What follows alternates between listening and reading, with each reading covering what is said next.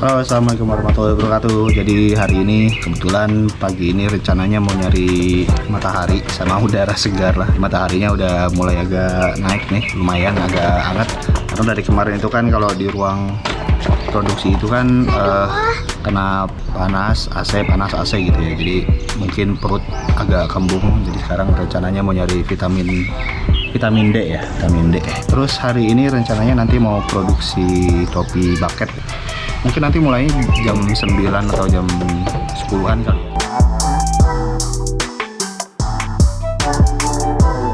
Ada kepompong, kelihatan nggak? Kepompong ya dek. Kita di atas juga punya jeruk. Yang mau silahkan tulis komentar di bawah, nanti dikirim fotonya. Ya, jadi kita udah di bawah sekarang. Tadi habis turun dari atas, udah selesai. Setelah ini kita nunggu giliran mandi. Terus mandi baru kita mulai produksi. Oke. Ya, hari ini juga rencananya memasang tiang gantungan baju di sini 3 atau 4 ya. Kayak gini nih, tiang gantungan baju kayak gini. Jadi kita bor.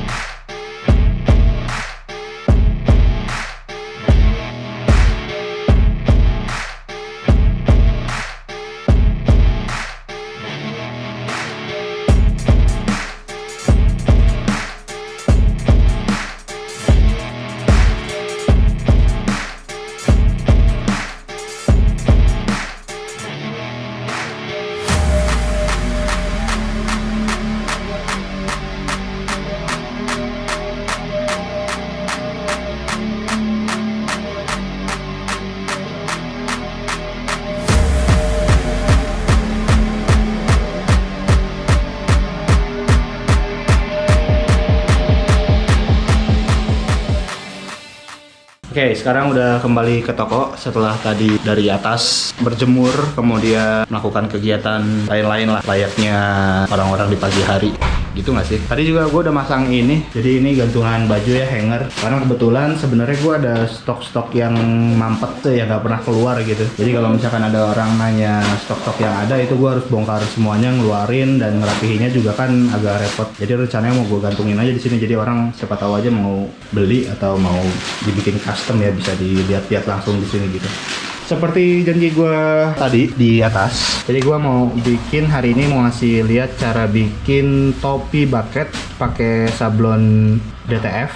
Nah, desainnya kurang lebih kayak gini ya. Jadi ini nanti pakai lingkaran putih gitu. Nanti gue bikin dulu desainnya. Nggak tahu ya di kamera kelihatan apa enggak, tapi ini sebenarnya bukan warna hitam. Jadi ini warnanya coklat muda, coklat tua, terus kumis dan apa ini alisnya tuh hitam sama tulisan Kova ya ini ya. Itu hitam juga.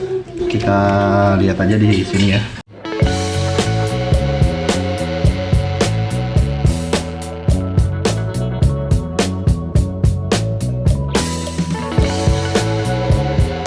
Oke, desainnya udah jadi kayak gini. Sekarang seperti biasa, gue mau maintenance si printer DTF-nya dulu, maintenance keseharian. Oke, tadi udah di maintenance ya, seperti biasa, disedot tinta putihnya, kemudian dimasukin lagi ke cartridge. Kalau mau lihat video lengkapnya ada di channel YouTube Kamar Sablon ini, bisa dicari aja.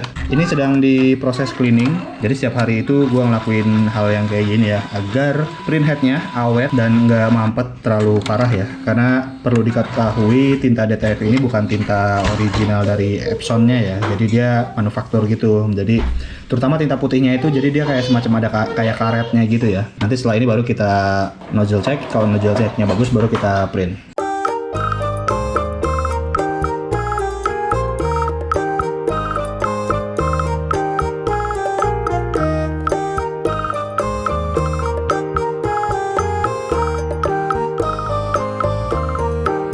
Oke, jadi udah di nozzle check, hasilnya udah bagus, lumayan. Oh enggak, ternyata ada hitamnya yang putus satu lagi nih. Kayaknya di clean lagi deh, sekali lagi ya, biar lebih puas hasilnya.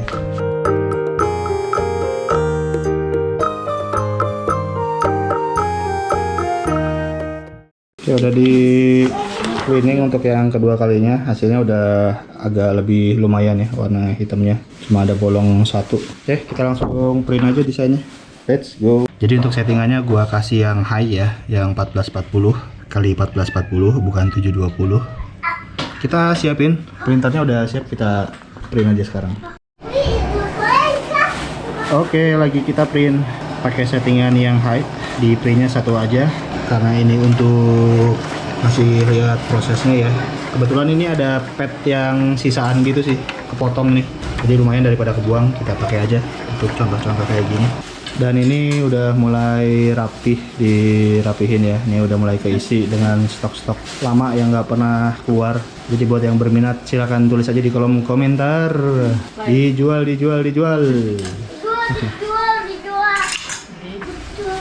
Makasih ya Ibu Eji. Nah, jadi ini hasilnya. Ini belum dikasih powder ya. Jadi powder itu lem tapi bentuknya kayak serbuk gitu. Nah, sekarang kita akan kasih powdernya ya. Permisi Dek. Ding dong paket. Oke, untuk pemberian powdernya, jadi nah ini bentuknya serbuk kayak gini ya. Jadi dia kayak tepung lah gitu. Cuma lebih berat kayaknya, lebih berat sedikit dibandingin tepung. Langsung aja naikin serbuknya ke atas pet ini. Caranya ya seenaknya aja sih sebenarnya, senyamannya. Cuma kalau gue sih biasanya gini aja nih. Gitu. Beberapa kali lah biar pada nempel. Jadi nanti si serbuk ini dia nempel di tinta yang putihnya tuh. Jadi dia ngelapisin. Nah, kalau udah kita koprok-koprok gini biar sisanya jatuh ke bawah dan udah selesai. Setelah ini kita akan panggang. Oke, jadi ini udah selesai dipanggang. Jadi kalau udah dipanggang dia kayak gini nih hasilnya. Jadi kayak tekstur jeruk gitu ya. Ini sebenarnya kelihatannya basah tapi nggak basah banget sih. Ini karena bekas panggang aja jadinya kayak gini. Setelah ini tinggal kita press aja ke si topi bucketnya. Oke, sedikit tips untuk ngepres sablon DTF di topi bucket. Itu pertama di topi bucketnya kita lihat dulu jahitannya. Jadi ini jahitan kan di sini satu, di sini satu. Nah, posisi sablonnya itu harus ada di tengah-tengah sini biar bagus lah gitu, kurang lebih. Kita tunggu sampai 120. Jadi kalau untuk ngepres topi itu biasanya tergantung mesinnya ya. Cuma gue biasanya pakainya di angka 120-an. Beda dengan mesin press kaos ini itu di 160. Kalau mesin opennya di 150. Beda-beda sih rumusnya sih. Cuma rata-rata untuk semua jenis topi gue pakainya di angka 120. Ini udah siap di press. Satu tips lagi untuk ngepres topi dengan bahan kain yang apa namanya agak tipis kayak gini. Halo guys. Nah, Halo guys. halo guys, Alex. Tadi dulu, gantian dulu aku dulu. Oke? Oke, jadi sedikit tips ya untuk pakai bahan topi yang tipis kayak gini. Dan kalau misalkan settingan mesin pressnya udah mentok ke bawah kayak gini, kalau gue biasanya ditambahin semacam apa ya ini ya, tambahan lah di bawah gitu biar agak tekanan pressnya biar lebih tinggi. Nah, kenapa harus ditambahin kayak gini? Karena ini umur mesin pressnya udah tua banget ya, udah beberapa tahun lah. Nah, ini pet karetnya tuh udah tipis gitu. Oke, ini udah ada di tengah. Jahitan kanan kirinya udah gua pasin ya, segini kurang lebih. Terus desainnya kita taruh pas di tengah, bisa diukur pakai penggaris atas bawahnya, atau kalau misalkan udah terbiasa sih biasanya filling ya. Nah, setelah kayak gini biasanya gua dipakai bantuan masking tape. Masking tape itu bentuknya kayak gini ya, jadi dia tahan panas. Ya kayak model stiker, cuma dia tahan panas. Fungsinya biar si sablonnya ini nggak bergerak, jadi dia bisa diam di tengah. Karena takutnya kalau bergerak itu kan nanti begitu kita press dia bergerak misalkan ya, jadi berubah posisinya, jadi hasilnya kurang maksimal. Oke, kita pasang kanan kiri. Mudah-mudahan nggak salah beli nih ya. Ya. Sekarang kita press 15 detik. Oh iya, ini namanya kayak baking paper gitu ya, kertas teflon lah. Ini tahan panas juga sama. Fungsinya biar kainnya itu nggak meleleh saat kita press kayak gini. Kita tunggu 15 detikan kalau untuk DTF. Kalau untuk polyflex itu sekitar 5 detik. Nah, ini kita angkat. Nah, untuk ngelepasinya jangan dulu dilepas si masking tape-nya, karena takutnya begitu kita narik masking tape, si pad yang ini ikut ketarik juga dan nanti sablonannya ikut ketarik. Jadi biarin agak dingin dulu sebentar, biar nanti si masking tape dan kertas padnya nggak terlalu nempel merekat ya. Ini pakai pad karet buat ngebantu biar pendinginannya lebih cepat, atau bisa pakai tangan atau pakai kain, pakai apa aja bebas. Ini masking tape-nya bisa dibuka. Mau dibikin tisu Ya, ini mau digambar bajunya. baju. Taruh, jangan langsung dibuang ya, masking tape itu bisa dipakai berkali-kali selama dia daya rekatnya masih ada. Ya buat ngehemat juga lah. Nah kalau udah kayak gini tinggal dicabut aja. Nah tuh hasilnya kayak gitu. Nah setelah dicabut ini kita press sekali lagi biar lebih tahan lama dan agak glossy dikit. Untuk press yang kedua bisa cuma 10 detikan ya. Oke cukup. Jadi yang pertama 15, yang kedua 10 detik. Udah selesai. Jadi hasil akhirnya kayak gini. Nih hasil akhirnya. Kelihatan nggak? Oke ya.